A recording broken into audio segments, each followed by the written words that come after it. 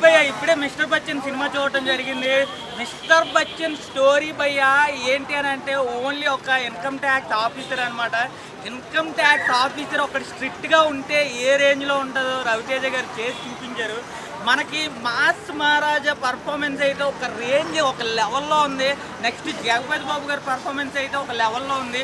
కానీ స్టోరీ మాత్రం అది ఏంది భయ్య, మరి హరీష్ శంకర్ ఒక ఈ రకంగా తీస్తారని అసలు ఎక్స్పెక్ట్ చేయలేదు. నాకైతే అనిపించింది అది మిస్టర్ బచ్చన్ ఏం చెప్పినా అసలు నాకు రవితేజ లాంటి ఒక ఎనర్జెటిక్ హీరోతో ఒక డిజాస్టర్ స్టోరీ తీసుకోవడం అనేది నాకైతే నచ్చలేదు, ఏమాత్రం నచ్చలేదు.